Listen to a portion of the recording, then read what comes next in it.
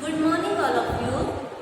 हमारा टॉपिक चल रहा था चंद्रगुप्त मौर्य। चंद्रगुप्त मौर्य की विजयों का हम लोग उल्लेख कर रहे थे।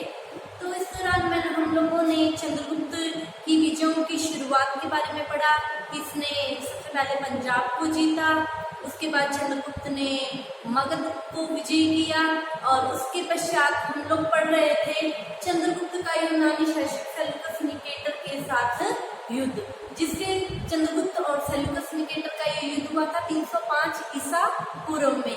इसे हाइड्रेस पीच का युद्ध भी कहा जाता है। ठीक है, तो हम लोग इस युद्ध के बारे में पढ़ रहे थे कि यूनानी शासक सेल्यूकस, जिसने निकेटर की उपाधि धारण की थी, इसका और चंद्रगुप्त मौर्य का 305 ईसा पूर्व में युद्ध हुआ, जिसे हाइड्रेस पीच का युद्ध कहा जाता है। और मैंने आप लोगों को बताया था कि इस युद्ध में चंद्रगुप्त मौर्य विजयी रहा और सेल्यूकस निकेटर क्या हो गया, पराजित हो गया।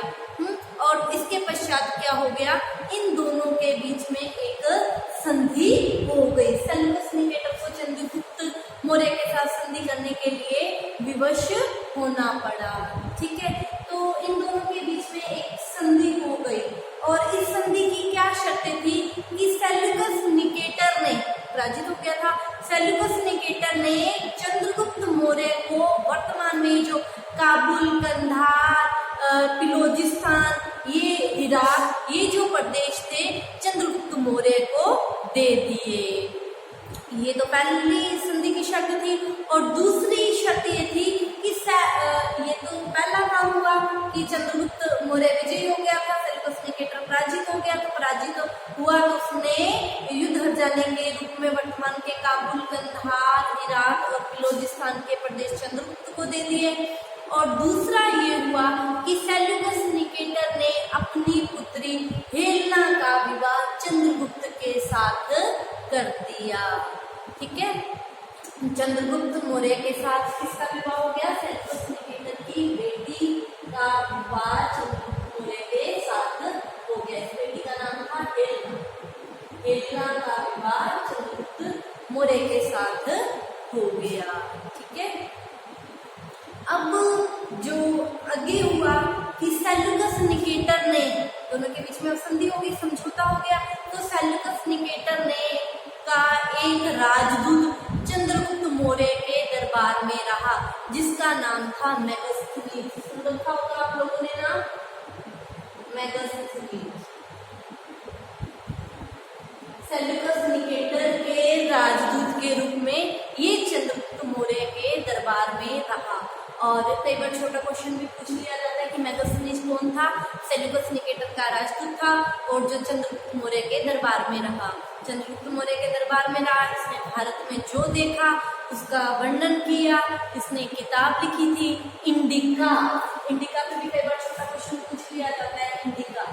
तो आप लोग ध्यान रखना, मैं साइड में लिख रही हूँ। मेगास्थनीज ने भारत में जो देखा उसका वर्णन अपनी किताब में किया।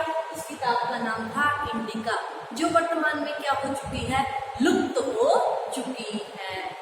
ठीक है, तो ये चंद्रगुप्त और सेल्यूकस निकेटर के मध्य संधि थी। हेलेना का विवाह और मेगास्थनीज को राजदूत के रूप में भेजना, काबुल, कंधार, इराक और बलोचिस्तान चंद्रगुप्त मौर्य को सेल्यूकस निकेटर द्वारा दे देना। ठीक है, तो अब बात आती है चंद्रगुप्त मौर्य की अगली विजय की। अगर हम चंद्रगुप्त मौर्य की अगली विजय की बात करते हैं तो अब चंद्रगुप्त मौर्य ने पश्चिम भारत के प्रदेशों पर विजय हासिल की। देखो, हमें जानकारी मिलती है कि चंद्रगुप्त मौर्य ने पश्चिम भारत में सौराष्ट्र तक के सभी प्रदेशों पर अपना अधिकार कर लिया था। ठीक है, रुद्रदामन के जूनागढ़ अभिलेख से हमें पता चलता है कि जो सौराष्ट्र प्रांत था ये चंद्रगुप्त मौर्य के साम्राज्य में सम्मिलित था।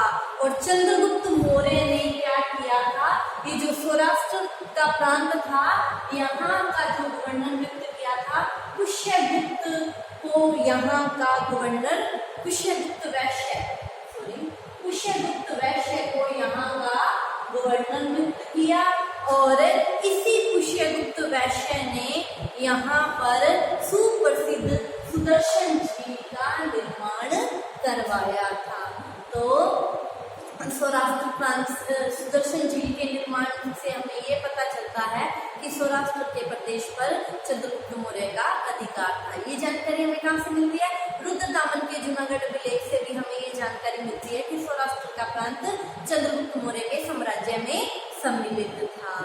ठीक है, और सौराष्ट्र का गवर्नर पुष्यगुप्त वैश्य को नियुक्त किया, जिसने यहाँ पर सुदर्शन झील का निर्माण करवाया था। एक बार छोटा क्वेश्चन पूछ लिया जाता है, सुदर्शन झील का निर्माण किसने करवाया था, कहाँ करवाया था?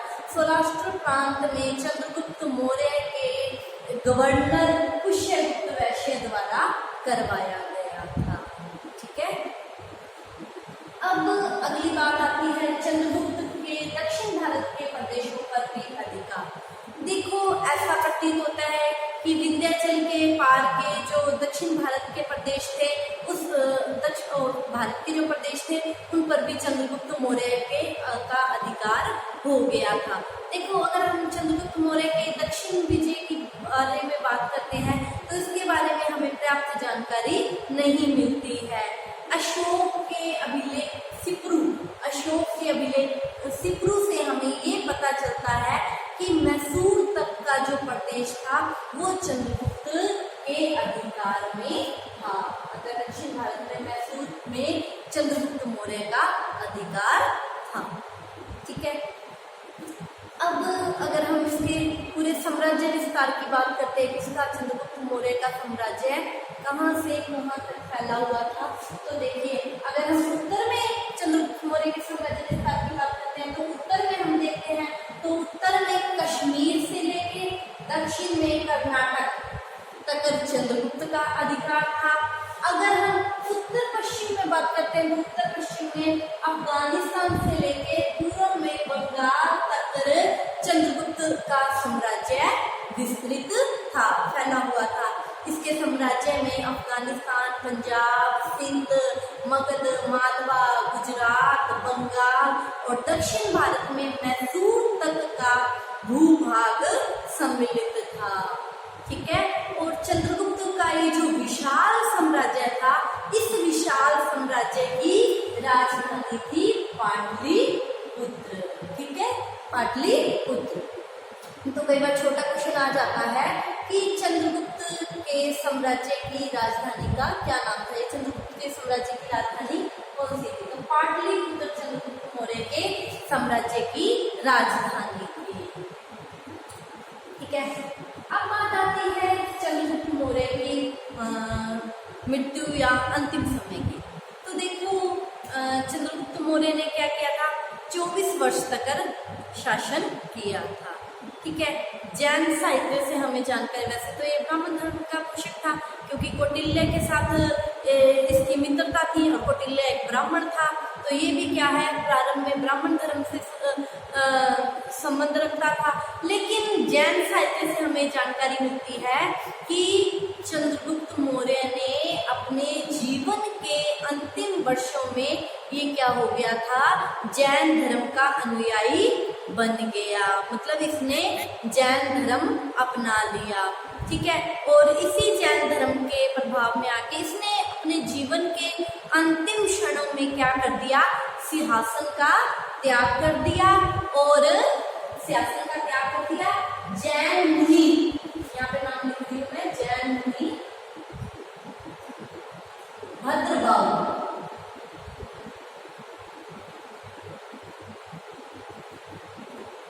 जैन मुनि भद्रभाव के साथ इसने क्या किया, जैन धर्म की दीक्षा ली।